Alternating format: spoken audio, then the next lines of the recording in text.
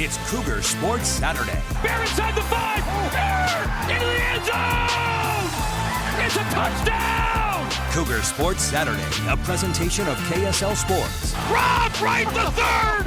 Just won it for BYU. BYU Sports Talk by Cougar fans for Cougar fans. Here are your hosts, Mitch Harper and Nate Slack, on your legacy home of the Cougars. KSL News Radio, 102.7 FM and 1160 AM. Welcome back in, Cougar Sports Saturday. Nate Slack and Mitch Harper here with you.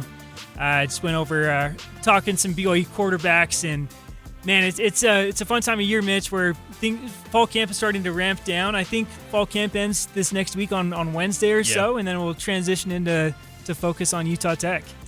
It's very exciting, and one of the key positions in this BYU program as they ramp up for the 2026 season is going to be along the offensive line, where BYU feels like that's going to be a position of strength for this team. And one of the individuals that's coaching them up and developing them is BYU offensive line coach TJ Woods. And I think he's been fantastic developing this offensive line for the Cougars. He's entering his third year at BYU. And I started my conversation with Coach TJ Woods asking him, there's this slogan that BYU offensive linemen have at the bottom of their T-shirts at the back that says FTP. And I asked Coach Woods, what does FTP mean? Yeah, you'd have to ask those guys. Sorry.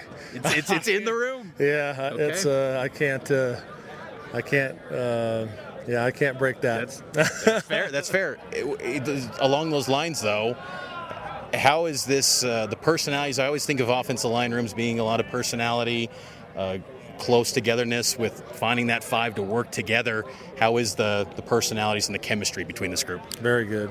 I mean, as good as I've been around since I've been here. You know, I think having four guys that have played with each other, like meaningful snaps down the line, you know, fourth quarter against Arizona in a comeback, overtime, those type of things, like they trust each other.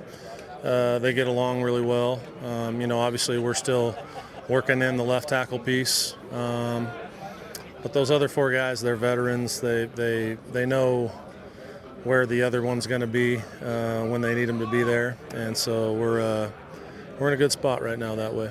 When you talk about the left tackle piece, is that either Pocky or Siwa, or like where's your mindset at that position? Yeah, I mean, right now I think Pocky's got the edge. I wouldn't say it's a done deal. I think Siwa's getting better. He's doing a lot of good things. You know, the thing with Siwa is he hasn't played as much football, and so these reps out here are invaluable for him.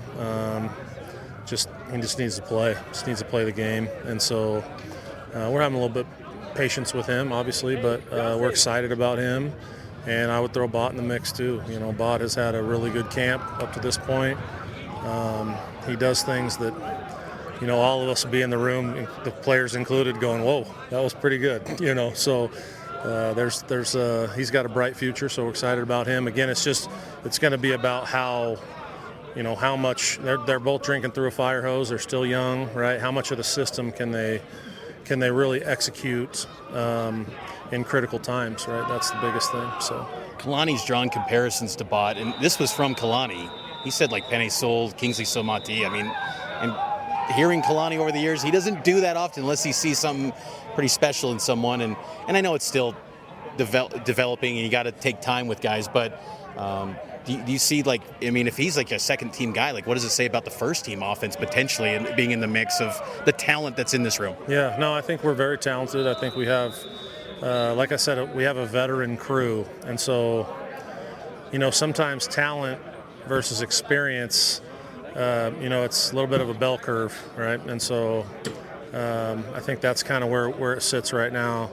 Not saying that Bot is any more talented, but I think as a young player, you know, as you're projecting Bot and you're looking at what he could be, I don't think that those comparisons are you know, completely out of the question, right? I mean, obviously, potential means you haven't done anything yet, and so we're working through some of that. But we're so excited about Bot, and I think, the thing I'm most impressed about Bott is he wants to be good. He wants to work. And I think so many of these kids, when they're high-profile recruits, they get told for 2 years how good they are, and a lot of them start, I think, sometimes believing what they're hearing a little too much. And to me, that's one thing we really enjoy coaching Bott, because he's humble, he's hungry, he wants to get better, he wants to work, he puts in the work, he loves his craft, and so we're really excited about him. And I think there's got to be a lot of excitement, too, for Bruce Mitchell, who probably on the opposite end of the spectrum when it came to recruiting status. He came in, it was before you got here, but no star recruit. Now he's probably maybe one of the best centers in college football.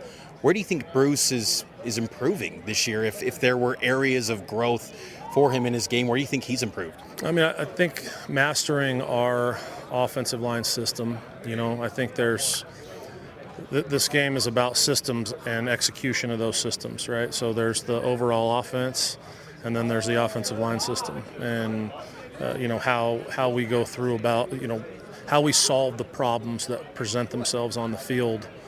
I feel like Bruce is still growing in that area, is doing a tremendous job there. And then I think some of the technique too, this is only really, I think he hadn't even played O-line for 3 years. Yeah. So he's still learning the position, which is a testament to him. I mean, the results that he produces with the amount of exposure he's had to the techniques is pretty remarkable, And you alluded to his no stars. I would say I think that's what's really nice about this group is I think we are pretty talented. I think we have a lot of really good pieces, but we have a lot of self-made guys, guys that, Bruce Mitchell, Sonny Mocassini, Kyle Saforchuk was at Southern Utah. Like these guys made themselves into the players that they are, and I think it fits in line with our culture here at BYU, right? With Kalani's culture, and they're humble, they want to work hard, and I think it's been nice too for our room, because what we've done is we've infused some really elite talent, in my opinion.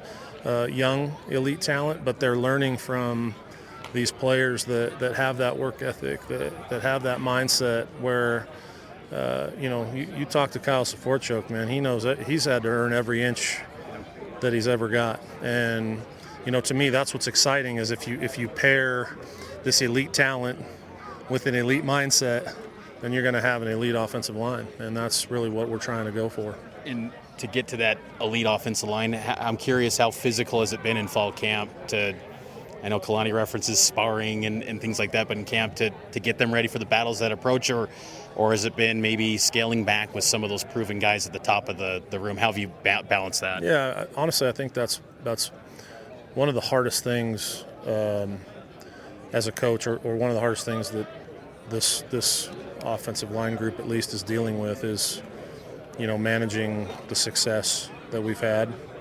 And I will say I think camp has been very physical. We've if we're not getting it in team, we've been making sure we've been getting it in individual. I believe there's one way to play this game, and it's with violence and tenacity. And so we've been still training that a little bit, but I do think the leading cause of failure is mismanaged success, and we talk to the guys a lot about success is a receipt, not a reservation.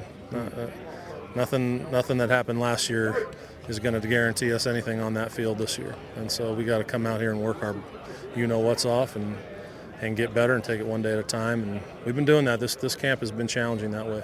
Do you feel like, last couple things here, Coach, appreciate the time, do you feel like you've got 8 or 9 guys that you confidently could turn to when Utah Tech comes up in about 2.5, 3 weeks? I do, yeah. I think we're still working through, obviously we have, I feel really good about 6, maybe 7, 8, 9.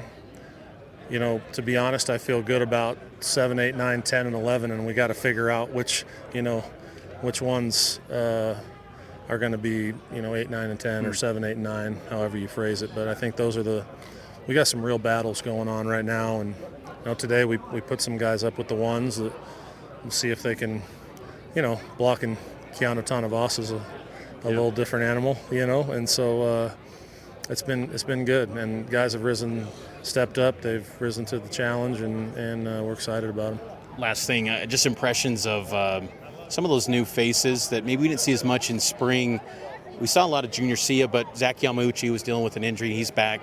Just thoughts on Sia and Yamauchi, what they could maybe bring. Yeah, I mean, I think both of those guys we brought them here to play significant roles on this team. And so we're excited about them. Zach, missed a pretty large section of spring ball, so he's kind of still, we're giving him, I think, maybe a few or more opportunities just to kind of see what he can do because he didn't have those opportunities in spring.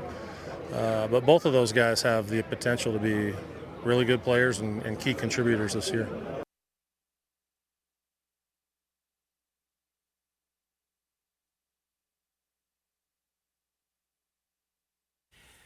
Heading to a break, that was BYU offensive line coach TJ Woods here on Cougar Sports Saturday. We'll wrap up the show next, 1 week away from college football kicking off right here on KSL News Radio.